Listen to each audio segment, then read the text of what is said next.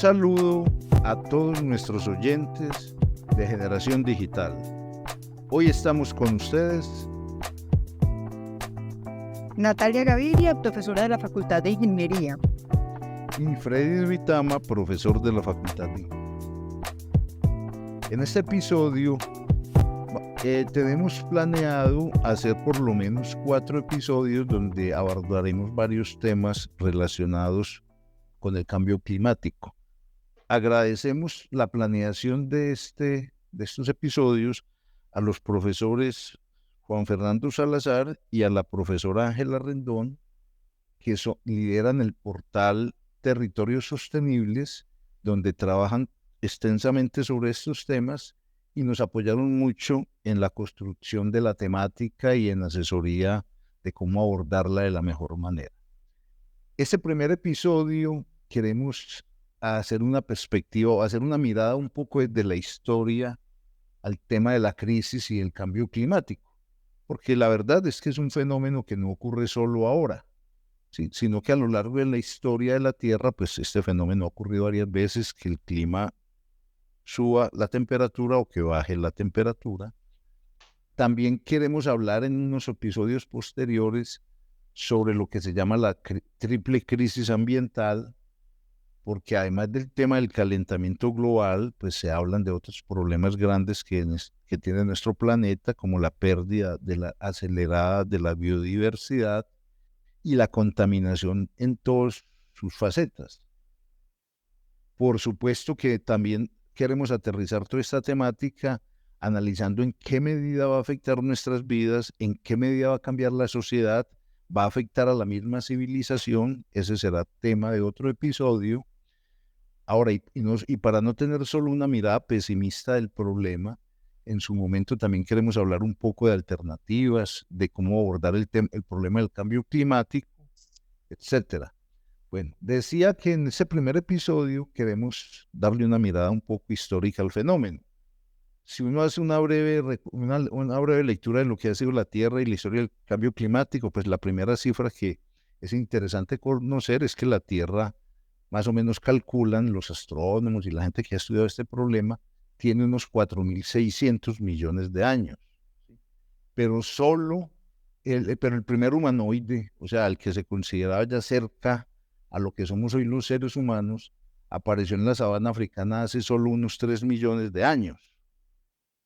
Si lleváramos a la escala de un día lo que ha sido la historia de la Tierra, o sea, si dijésemos que la Tierra ha durado un día, podríamos decir que los seres humanos tal como nos conocemos hoy, o por lo menos muy parecido a lo que es el hombre moderno, solo ha vivido los últimos 2 minutos de ese día completo que es la historia de la Tierra. Como quien dice, acabamos de llegar. Bueno, para hablar de todos esos temas, tenemos hoy como invitado al profesor Jorge Zuluaga, ¿sí? Jorge es físico, magíster y doctor en física de la Universidad de Antioquia. Fue fundador del programa de astronomía, del pregrado de astronomía en la misma Universidad de Antioquia. Es ampliamente conocido porque él es un divulgador científico y en la ciudad, incluso ya en el país, se le conoce ampliamente por toda la actividad de divulgación científica que realiza. Es profesor e investigador en diversas áreas de la astrofísica, incluyendo el tema de cuerpos pequeños del sistema solar, exoplanetas, astrobiología. Actualmente es profesor titular de astronomía y del Instituto de Física de la Universidad de Antioquia. Bienvenido, Jorge. Muchas gracias, mi apreciado Freddy y mi apreciada Natalia, por la invitación. Placer volver a repetir. Estamos repitiendo, volver a su podcast. Sí, señor, estamos repitiendo, pero te agradecemos. O sea, para nosotros es siempre un placer tenerte aquí y de verdad que muchas gracias por haber aceptado esta invitación nuevamente. Genial. Gracias, Natalia. Empecemos a hablar, a ver, volviendo un poco al portal de Territorios Sostenibles que mencionaba Freddy en la introducción. Vos sos bastante activo en ese portal. Hemos leído algunos de tus artículos, me parece pues bien interesante. Y quisiera que empezáramos de pronto por uno en particular, que es el Requiem por el Holoceno. básicamente donde están mostrando, incluso mostrar una gráfica de la evolución del clima en la Tierra, pues en los últimos, ¿no? Desde hace varios miles de años, y afirmas que los últimos 12.000 años, los últimos 120 siglos, que son el Holoceno, que entre otras parece que nos estamos despidiendo del Holoceno, son como el paraíso. ¿En qué consiste esa afirmación? Contanos un poquito de dónde sale esa afirmación y qué quieres decir vos con eso en ese artículo. Bueno, no, yo voy a empezar hablando sobre territorio sostenible rápidamente, y es porque me gustaría invitar a todas las personas que nos escuchan a que leyeran, digamos, las noticias que se publican en este portal. Este es un portal, pues, que hacemos aquí en Antioquia. La profesora Ángela Rendón es la directora del portal, digamos, y es digamos, con su colega Juan Fernando Salazar, fue quien organizó esta serie, como nos lo mencionó Freddy. Pero sí, como les digo, quiero invitarles a que lean lo que se publica en el portal. Y allí, como dice Natalia, pues digamos, estoy fungiendo como columnista. Ahora, hay una pregunta que uno se puede hacer: ¿qué hace un astrónomo?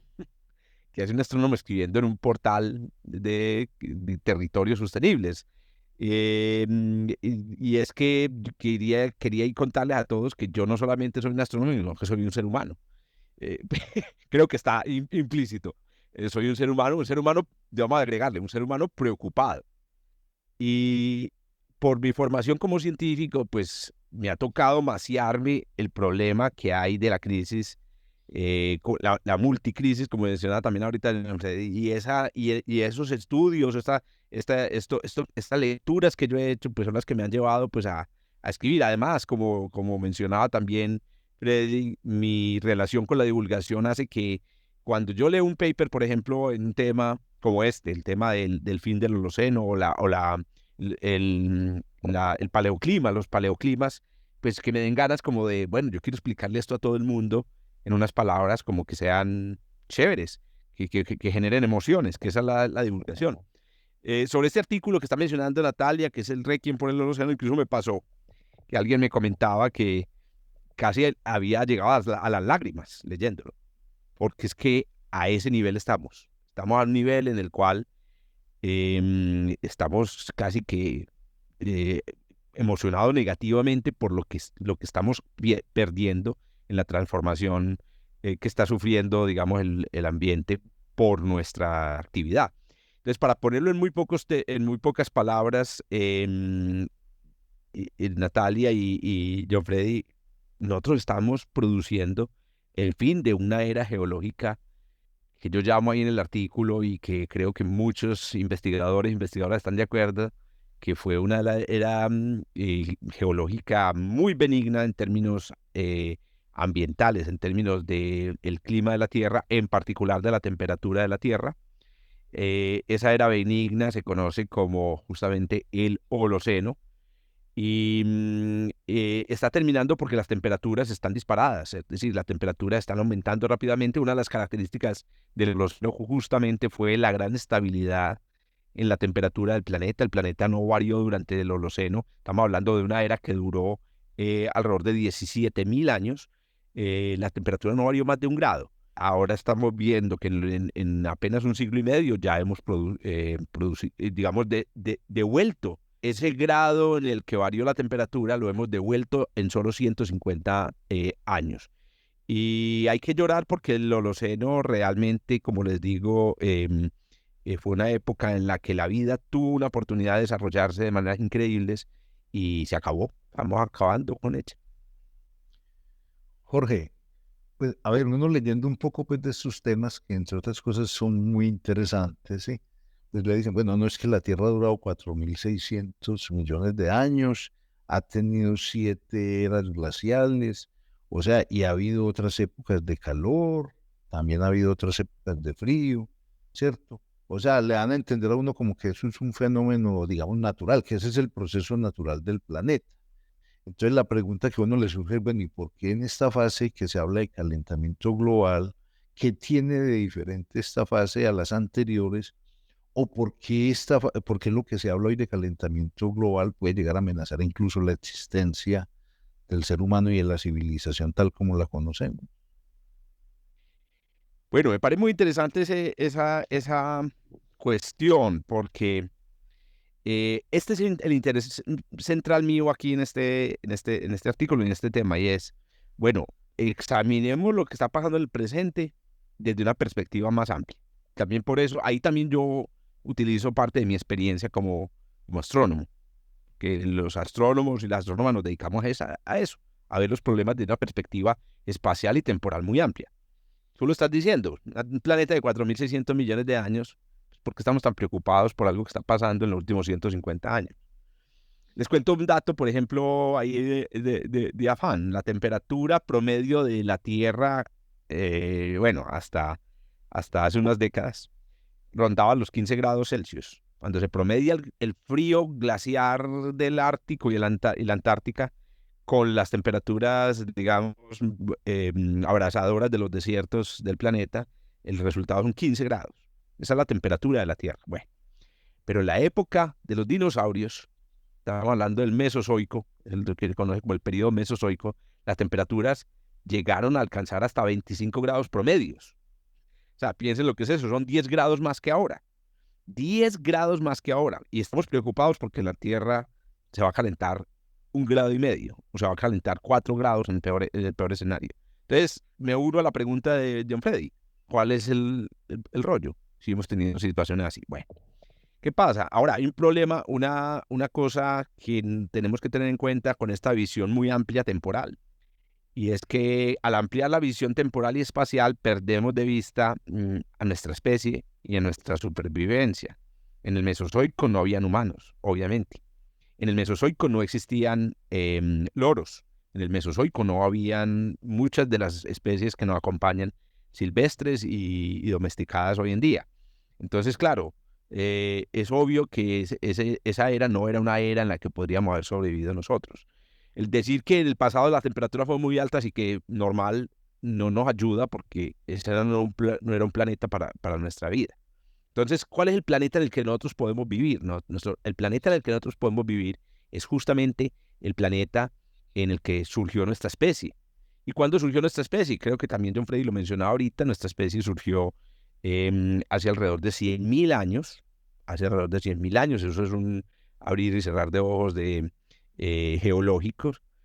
Surgió durante una era que se conoce, una época que se conoce en geología como el Pleistoceno, como una especie pleistocénica, y surgió en un mundo muy especial. También tengo una columna, les invito para que la lean, que se llama Hijos del Cambio Climático. Resulta que la era en la que surgió la especie humana era una era de cambios climáticos pero bien pronunciados y a veces incluso muy rápidos. Esta era, el Pleistoceno, se caracteriza especialmente por tener periodos de mucho enfriamiento que se llaman glaciaciones y periodos entre momentos de glaciaciones que llaman periodos interglaciares. Nuestra especie vivió glaciaciones. Estamos hablando de que posiblemente nos tocaron alrededor de unas, como especie, 2 o 3 glaciaciones. Depende de cuál sea el hueso más antiguo que hayamos descubierto de Homo sapiens. Entonces, nuestra especie ha vivido las eras glaciales. Pero tengan en cuenta lo siguiente. Estamos hablando de una especie de 100.000 años, pero piensen cuando esa especie desarrolló todo su potencial. En particular, por ejemplo, el potencial intelectual. Lo desarrolló en los últimos 15.000 años. Se dice que la mente humana, la mente que todos tenemos, tiene 40.000 años aproximadamente. La mente. Dicen que si usted pudiera traer a una persona, imaginen que usted trae una joven, una mujer joven de hace 30.000 años, la trae al presente. Obviamente no tiene manera de entenderse con ella, ya va a ver todo increíblemente complicado, etc. Le enseña un idioma, digamos que le enseña español, y la educa durante un tiempo, esa persona podría presentar el examen de admisión de la Universidad de Antioquia y convertirse en astrónoma. Es decir, los humanos de hace 30.000 años tenían el mismo conjunto de herramientas de los humanos del presente. Pero hace 30.000 años no habían ciudades. Hace 30.000 años no teníamos domesticado el trigo. Hace 30.000 años no teníamos moneda, no teníamos intercambios. ¿Cuándo fue que empezó eso? Eso empezó en el Holoceno. Entonces el Holoceno no solamente es un periodo benigno del clima, sino que es el periodo de nuestra explosión como especie inteligente. Por eso es que es tan importante. Qué tan interesante. Yo no sabía lo de los 30.000 años. Me encantaría hacer ese Sí, es un experimento. Me dato muy bacano. encantaría hacer ese experimento. Lo han hecho en cine, por ahí lo han hecho y en series y en películas de ficción. No sé, alguna vez vi una. Traían una persona como lo llaman por ahí, la era de las cavernas, que a propósito es un dicho incorrecto. Y no todos vivimos en cavernas. Fue en Europa en donde vivieron en cavernas, pero como somos eurocentristas más o menos, Claro, eurocentristas. así es. Oíme, Jorge, un poco volviendo al asunto del clima, hay unas personas negacionistas que dicen que no, pues que básicamente el clima en la Tierra ha pasado por ciclos y que simplemente estamos en un ciclo de calentamiento. Sin embargo, pues también es cierto, y vos hacías un recuento ahora también de lo que ha sido la humanidad y el desarrollo de la humanidad. Y remontémonos pues a una época mucho más reciente, los últimos 100, 200 años, igual ha habido un desarrollo industrial, ha habido un desarrollo en las ciudades, etcétera, pues que nos dicen los datos que efectivamente ha contribuido y ha generado este calentamiento. ¿Qué nos podés vos comentar al respecto? Es decir, frente a estas dos posturas de si hay o no calentamiento, ¿cómo ha afectado pues digamos, la actividad del hombre, el clima en la Tierra? Digamos, dejémoslo claro. Sí, yo creo que ese va a ser el objetivo de esta serie y yo les agradezco a ustedes también como creadores de este podcast que hayan abierto ese espacio, un espacio en la agenda para que se discutan estos temas así a fondo. Entonces sí, ese va a ser el objetivo de esta serie. Si al finalizar de esta serie usted sigue siendo negacionista del cambio climático, empaque y vámonos. No, mentiras que no. ¿Saben qué creo yo, Johnny? No cumplimos con nuestro objetivo. Exacto. Yo digo a John, es que ya le digo a Freddy, John, pero bueno, con Freddy. Está muy Eh, bien, está muy bien. Freddy, yo lo conocí como Freddy cuando era el director de la ciudad, de la ciudad. Sí, de la ciudad. Entonces le diré Freddy. Oiga, pues, ¿saben qué opino yo? Yo opino que yo trabajo en astronomía. En astronomía tenemos una lucha contra entender que la astronomía no es astrología. Tenemos una lucha para explicar a la gente que los extraterrestres existen, pero que no han venido a la Tierra. Y así. Y tenemos ahora la lucha del terraplanismo. Entonces, estamos acostumbrados a luchar contra personas que niegan cosas. Buenísimo. Exacto. Entonces, Buenísimas esas luchas. el negacionismo climático, creo que para las personas que trabajamos en astronomía, es uno más. Para mí siempre se ha presentado uno más. Entonces, yo he aprendido muchas cosas, por ejemplo, luchando contra estos grupos de personas que se oponen a las ideas. Una de ellas es cuando una persona incluye la negación al cambio climático como parte de su sistema de creencias, es casi imposible revertir el asunto. El asunto casi es... Incluso hay un fenómeno psicológico que se llama backfire reaction, que es que si vos estás convencido en tu sistema de creencias de una cosa, que recibas argumentaciones contra esa cosa, refuerza tu creencia. Oiga, a pesar de que las argumentaciones sean buenas, racionales, no, las refuerza. Entonces es increíble. Entonces, ¿qué pasa? La esperanza está en las personas que tienen dudas. Entonces este mensaje, y espero yo estos episodios, son para las personas que tienen dudas. Personas que todavía dicen, no sé, pues no estoy como muy convencido ni de lo uno ni de lo otro. Esas son las personas que uno va a decir al finalizar de estos episodios, bueno, estoy aquí dándomelas pues o dándonos de evangelizadores, pero digamos, al finalizar de estos episodios, al finalizar de leer 3 o 4 artículos que les vamos a recomendar, esperamos que se convenza. Y creo que uno de los argumentos poderosos, ya que este episodio pues trata sobre el Holoceno y sobre una perspectiva más amplia del clima, creo que uno de los argumentos más poderosos para demostrar que fuimos nosotros es la paleoclimatología. La paleoclimatología, como ya ha sido, pues creo que queda implícito en lo que he explicado, es el estudio de los climas del pasado. Tenemos manera de saber cómo era el clima. Básicamente, cuál era la temperatura media de la Tierra desde hoy hasta 500 millones de años en el pasado. Aquí estoy viendo en este momento frente a mi computadora, a mí me interesa mucho este tema, un gráfico justamente con la temperatura hasta el pasado. Incluso el dato que les di ahorita a los dinosaurios, lo saqué de esta gráfica. Es una gráfica, pues aparece en muchas partes por ahí. Bueno, lo que quiero decirles es lo siguiente. Bueno, ¿y cómo lo hicimos? Porque una de las cosas que hacen los negacionistas y la negacionista es decir, no, pero ¿usted cómo sabe eso? Nosotros podemos saber la temperatura del pasado, no porque haya habido un termómetro, es que no se necesita tener un termómetro.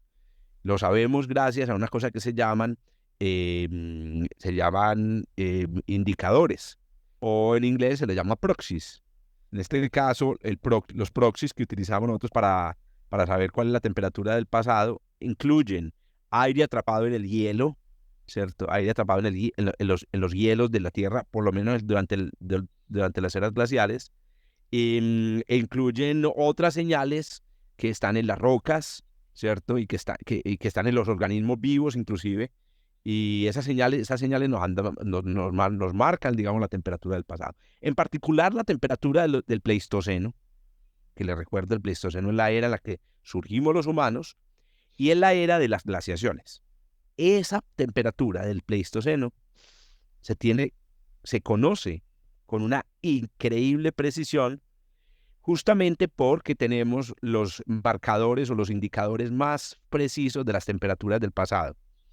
Y ahí voy al punto importante. Claramente, examinando las temperaturas de los últimos, ojo, decenas de miles de años, no estoy ni siquiera yéndome a un millón de años, decenas de miles de años, se ve claramente la presencia de los humanos en el fenómeno.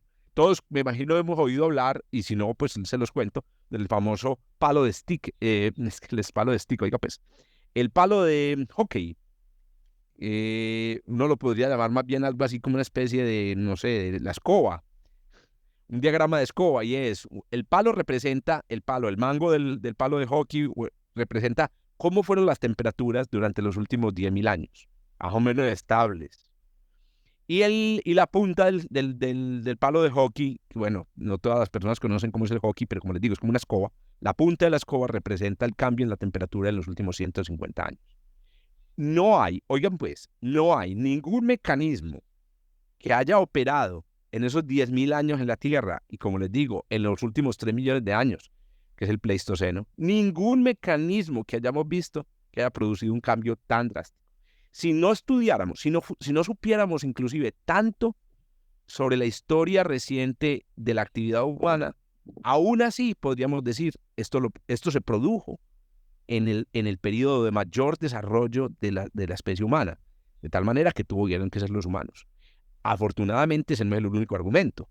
El argumento de por qué los humanos estamos haciendo lo que estamos haciendo viene por otro lado, ¿cierto? Viene por otro lado, y no solamente viene por otro lado, sino que tenemos medidas muy precisas de esto. Pero yo quiero cerrar esta pregunta que hace Natalia diciendo eso.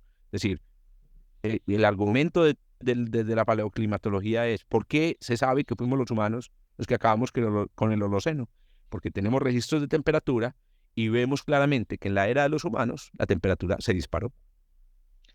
Jorge, pues con lo que acabas de contar, pues por supuesto se conecta con un tema que me viene a la mente, porque pues sin lugar a dudas, una de las grandes logros del ser humano ha sido que ha logrado extraer, producir o transformar la energía. Y la energía, pues ha sido el motor del desarrollo de la sociedad. Y lo que decís que en las últimas décadas, en los últimos siglos, pues ese desarrollo se ha disparado exponencialmente y hemos logrado la civilización que hasta hoy hemos construido, pero paradójicamente también hay quienes dicen que ese fue un factor que aceleró el tema del calentamiento global. Entonces me gustaría como que habláramos un poco de eso, y entonces por qué surge ahí inclusive ya pues el planteamiento de la necesidad de la transición energética, y qué tuvo que ver la energía con todo ese proceso pues que venimos hablando de calentamiento global, el uso que el hombre hace de la energía. Bueno, ahí hay la historia la historia con la energía del calentamiento global es una historia que siempre se cuenta para mí de forma incompleta. Y creo que por eso es que a muchas personas, no sé, puede causarles un poco de dificultad hacer la conexión inmediatamente. También los voy a invitar a leer un artículo que escribí para Territorio Sostenible que se llama Con la energía no hay almuerzo gratis. La clave está en lo siguiente. Pues como todos sabemos desde la primaria, la energía que utilizamos para, digamos, alimentar nuestro mundo, pues no surge de la nada. Entonces, nosotros no, es que me parece muy curioso porque cuando uno dice, no sé, hidroetango producirá 2 gigavatios de potencia, ¿cierto? No sé, de pronto estoy utilizando la cifra mala, me disculpan las personas que sepan. Producir 2 gigavatios de potencia, eso no tiene sentido. O sea, hablando de, digamos, físicamente no se produce la energía. La energía se convierte, se transforma. O sea, realmente lo que hace Hidroetango es transformar una forma de energía en otra.